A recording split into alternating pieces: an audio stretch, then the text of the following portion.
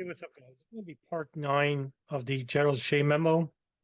And without further ado, let's get to reading it.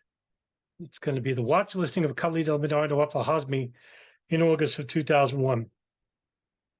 Now, remember, in August of 2001, same time, the CIA's Counterterrorism Center director, Kofor Black, holds an emergency meeting with the principals over at the White House, leaders of the intelligence community and the State Department, and they finally tell them about 2 al-Qaeda subjects inside the United States. They tell them their names, but they don't tell them that they had U.S. visas. They told them everything else, like they had Saudi visas, passports, but they didn't tell them where they were or that they had U.S. visas. And the State Department, and this was August 26th, 2001.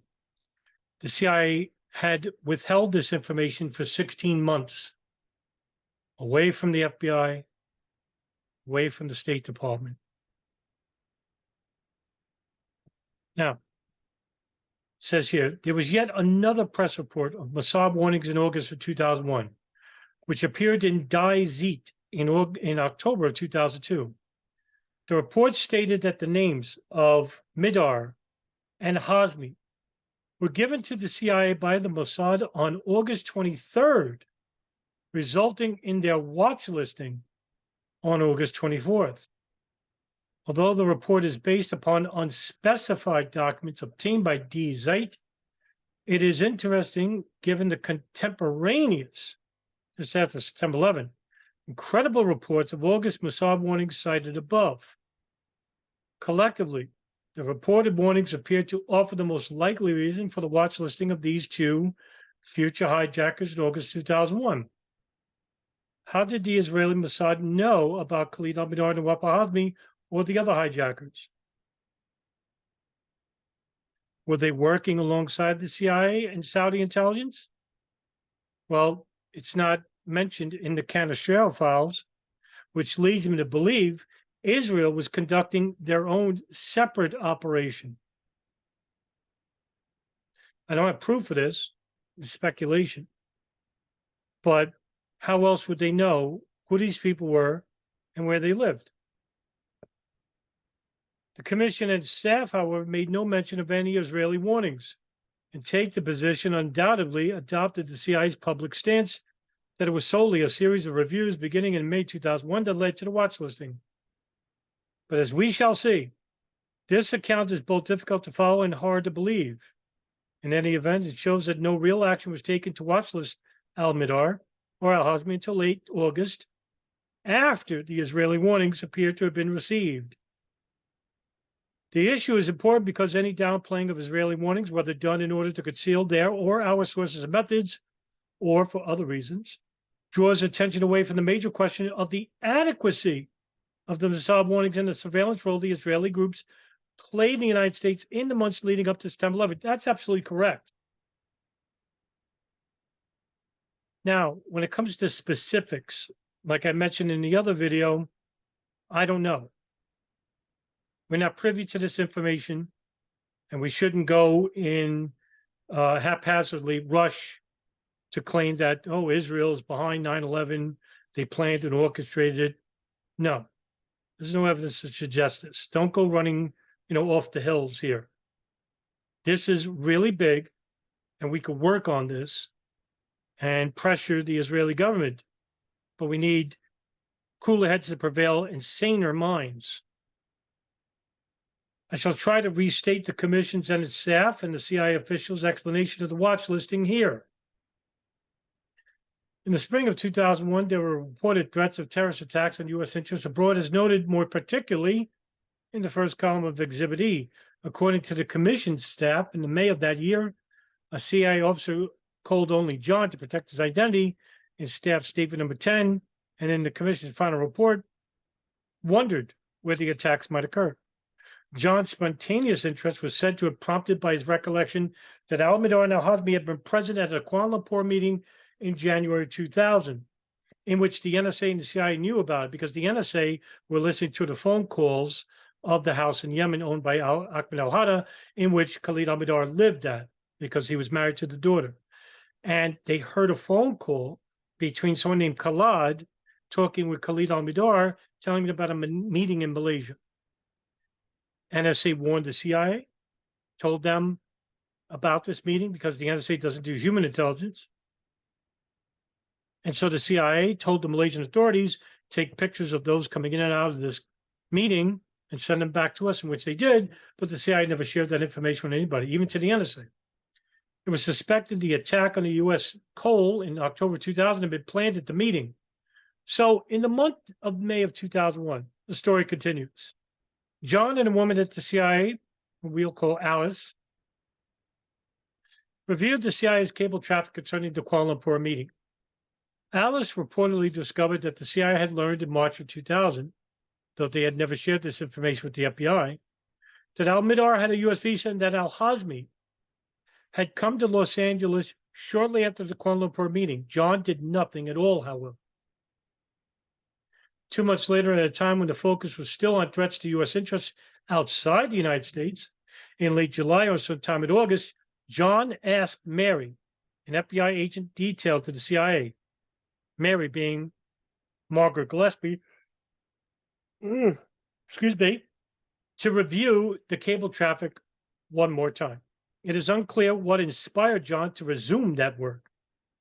He is said to have recalled or discovered that Khaled, whose real name is Tawfiq Minatash, who's currently in Guantanamo Bay awaiting trial. A dangerous al-Qaeda operative, had been identified as those who attended the Kuala Lumpur meeting. But John was not particularly concerned and told Mary to do the work in her spare time. On August 21st, 2001, Mary is said to have discovered a bit more than Al supposedly had in May. Al-Hazmi had come to Los Angeles, as was known, but Mihdhar had used his visa to come as well, along with al-Hazmi, in January of 2000. Working with Jane, an FBI agent assigned to the CIA, Mary also discovered that al-Mihdhar had left the United States later in 2000, but had just returned on July 4, 2001. Because of Mary's discoveries, al-Mihdhar and al-Hazmi were placed on the watch list. The CIA knew this, but so did the NSA, and they never told the FBI or the State Department about al-Mihdhar and al-Hazmi were inside the United States. And now we know why, through the Candace documents, because the CIA and Saudi intelligence were running an illegal operation without any approval from the State Department and without any awareness from the Department of Justice, the FBI, because they were collecting intelligence on what they were doing here and what they were operating on. We can't assume that the CIA and the NSA or Saudi intelligence knew specifics. We don't know this. Maybe there'll be information in the future. But right now, we don't know. As the commission staff had stated of this route to the watch list, the details are complex. They are also serendipitous to the point of undermining their credibility. In the first place, John is said to have recalled or discovered that Khaled had been identified from a photograph in January 2001 by a joint FBI-CIA source as an attendee of the Kuala Lumpur meeting in January 2000. The FBI agent said to have been present at the January 2001 meeting, however, was unaware, apparently because of language problems. That's right. The FBI agent, and I forgot his name, who was questioning this source, said that the person in the picture was Khaled, but the CIA officer tasked to helping the FBI agent, because he spoke Arabic, the FBI agent did not, said that the person was not Khaled, but Fahad al-Qusam. So the CIA officer lied. Then any such identification never been made. Moreover, the CIA officer himself, who supposedly conducted the interview, does not recall this particular identification at all, and thus cannot say why it is not shared to the FBI colleague. As we have seen, Alice, who's said to have reviewed the cables in May, took no action regarding these cables. Neither did John, because they intentionally withheld this information from the FBI.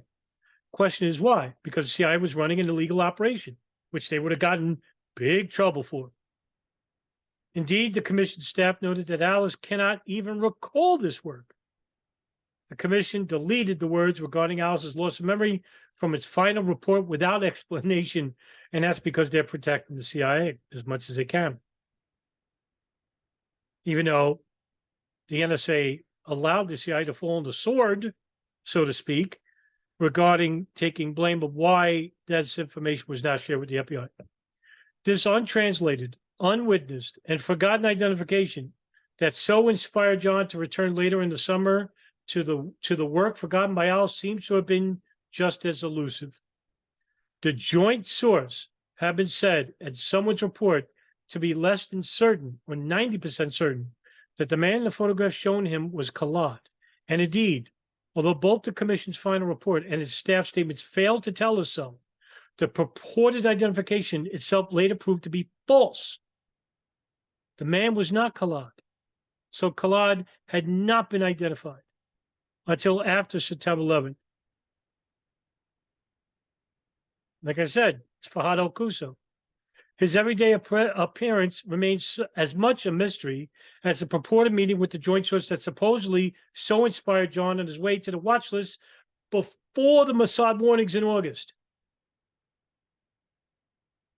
As noted above, when Alice's work was effectively taken up late in August 2000, the U.S. presence, or likely presence, of al-Mihdhar and al-Hazmi was again discovered on August 24, 2001, when both men were placed on the watch list. As noted above, they were then safely secluded and never found. John, Mary, Jane, and Alice all may have been hard at work in Washington and made a contribution, but Occam's razor leads us a far straighter course to the watch list by way of the Mossad warnings in August, the likely result of the surveillance activities of the Israeli groups and their inadequate warnings, because it's most likely, listen to what I have to say, it's most likely that the Israeli groups had specific information regarding al-Qaeda and what they were doing here and offered the U.S. vague warnings. In other words, hey, there's al-Qaeda operatives inside the United States. We don't know any type of attacks. They might be using planes, but we don't know who, when, and where. The only thing missing here now is specifics. We now have general warnings, forewarnings of an impending attack inside the United States. And at no point did the State Department, did the Department of Justice, the CIA, offer any type of helpful insight or endorse stricter security measures when it comes to the FAA, when it comes to immigration and naturalization services, or when it comes to local law enforcement, to be more watchful, aware that there are Arab fundamentalists training at flight schools who want to attack inside the United States using planes. 9/11 should not have happened had this information or these stricter security measures been implemented or shared. Both al-Mihdhar and al-Hazmi, hijackers of the Pentagon plane and leaders of the entire hijacker group, would easily have fallen under the surveillance of the Israeli New Jersey group in Hudson, New Jersey, and Bergen counties. Hudson and Bergen counties are in New Jersey, and of the Israeli DA groups in San Diego.